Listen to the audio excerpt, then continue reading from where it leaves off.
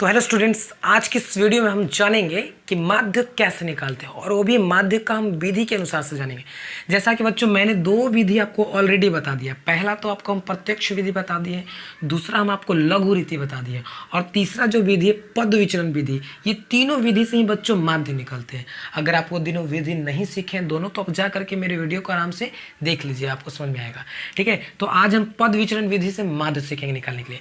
तो बच्चों पद विचलन विधि से माध्य ये आपको क्वेश्चन ऐसे एग्जाम में दे दिया जाएगा और बोलेगा इसका माध्य निकालिए। अगर कोई विधि नहीं है दिया हुआ तो कोई भी विधि से आप निकाल दीजिए। अगर उसमें इंक्लूड किया हुआ है कि इस विधि से निकाले, पद विचलन से निकाले, तो आपको स्पेशलिस्ट विधि से निकालना होगा। समझ में आया? तो चलो हम क्या करते हैं कि पद विचलन से निकालते हैं। तो सबसे पहले बच्चों माध्य निकालने के लिए पद विचलन का फॉर्मूला जानना बहुत जरूरी है, क्योंकि अगर पद विचलन का आपको फॉर्मूला नहीं पता रहेगा तो आप कैसे निकालोगे माध्य। और आपको ये भी नहीं पता चलेगा ना कि क्या क्या पहले करना है। तो फार्मूला पहले लिखते हैं बच्चों। तो फार्मूला होता है A plus sigma f d dash बट्टा सिग्मा एफ। ये होता है आपको पद विचलन का फार्मूला। ओके, इससे आपका माध्य निकलेगा। क्या निकलेगा बच्चों? माध्य निकालने की फार्मूला है। ठीक है, अब जहां आप जानते हो एक का है बच्चों, जहां आपका ए जो काम करेगा ये काल्पित माध्य का काम करता है बच्चों। किस माध्य का काम करता है? काल्पित माध्य। और आपका एफ है, एफ तो जानते हैं आप बारंबारता का काम करता है, ये आपका बारंबारता है। और बच्चों ये जो आपका डी डैश दिख रहा है ये डी डैश पद विचलन यानी पदों में विचलन है बच्चों, पद। ठीक है, अब ये जो डी डैश है बच्चों यही आपको थोड़ा सा कॉम्प्लिकेटेड है, इसको अगर समझ गए तो सब क्लियर। डी डैश निकालने के लिए एक फार्मूला होता है।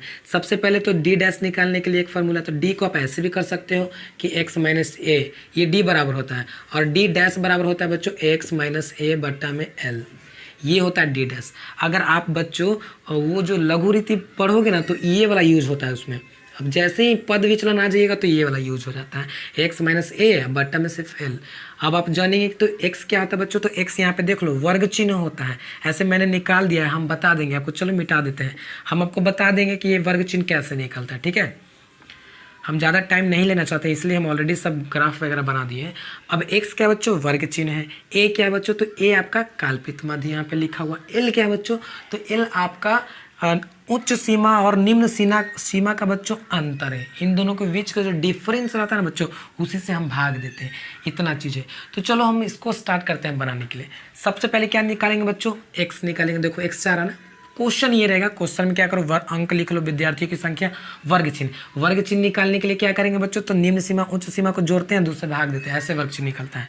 निकालो, तो 10 में 0 जोड़ेंगे तो 10 और 2 से भाग देंगे तो 5।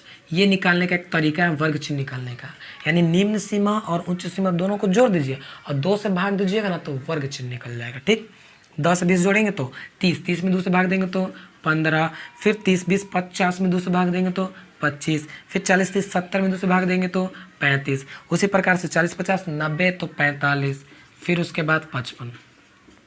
ओके, ये आपको निकालने आ गया वर्ग चिन्ह। अब वर्ग चिन्ह के बाद जो बच्चों आपका स्टेप होता है डी डैश का, तो डी डैश कैसे निकालेंगे बच्चों?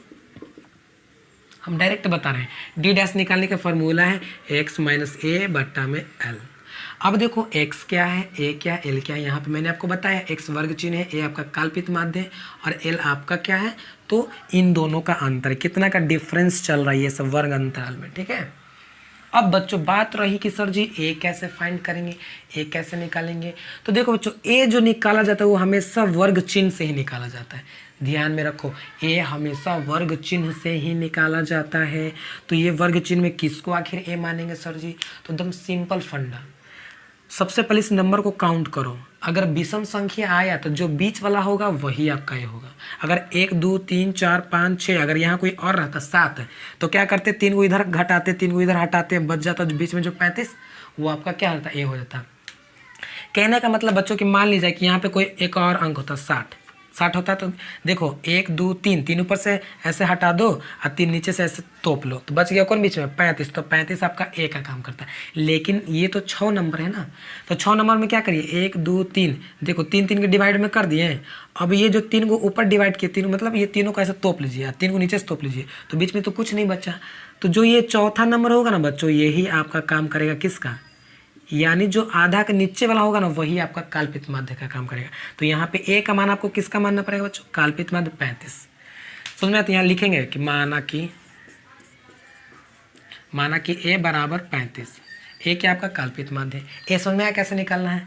अगर 6 नंबर होता तो बीच वाला नंबर को हम 7 नंबर होता तो बीच वाला नंबर को कोई के ले लेते हैं, है ना। अगर लेकिन यहाँ तो सम संख्या है ना बच्चों, तो सम संख्या निकालने के लिए 1 2 3 4 5 6 को टोटल, तो 3 को ऊपर और 3 को नीचे। ये जो चौथा नंबर होगा वो आपका ये हो जाएगा। अगर 8 नंबर रहेगा तो 4 को ऊपर 4 को नीचे, और जो 5वां नंबर हो रहेगा वो आपका हो जाएगा। इस तरह से निकालेंगे ए। अब आओ, ए हमको पता चल गया, एक्स भी इधर दिया हुआ है, सब दिया हुआ है ना। तो कैसे करेंगे बच्चों?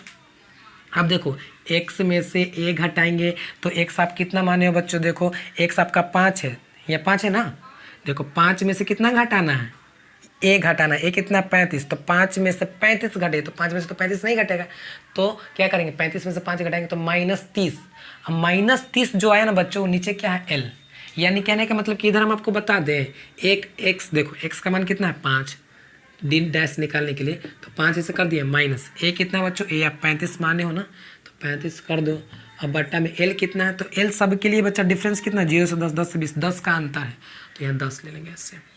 अब बताओ 5 में से 35 घटाएंगे तो -30, -30 में 10 से भाग देंगे तो कट जाएगा, कितना आएगा? -3। तो यहाँ लिख देंगे बच्चों क्या? -3। समझ में आया कैसे निकालेंगे? तो उसी प्रकार से लिखिए यहाँ पे -3।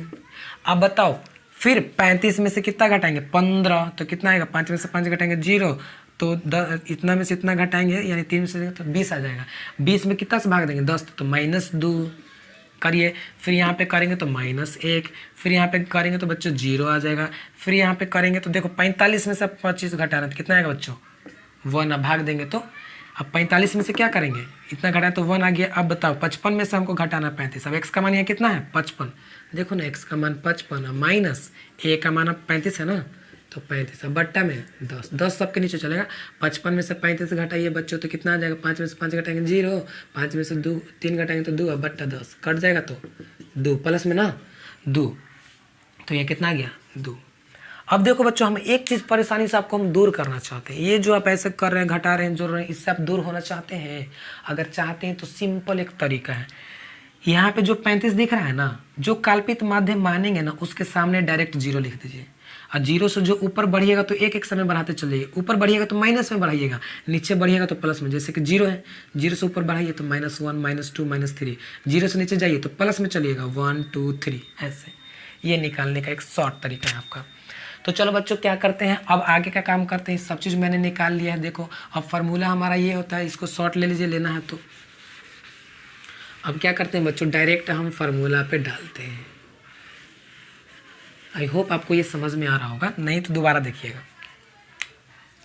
अब यहाँ पे देखो बच्चों, माध्य निकालने के लिए फार्मूला होता है ना, तो ए कितना है बच्चों आपका? 35 है, तो 35 इधर ले लिया। हम डायरेक्ट बना रहे हैं हम, प्लस तो प्लस। देखो सिग्मा एफ डी डैश। अब जो बच्चों यहाँ पे एक टेबल और आपका बनेगा ना, क्योंकि एफ डी डैश का निकालना है। चलिए तो एफ डी इसको मिटा देते हैं, एक टेबल बनाइए आप। नेक्स्ट टेबल जो बच्चों बनेगा आपका एफ डी डैश का बनेगा।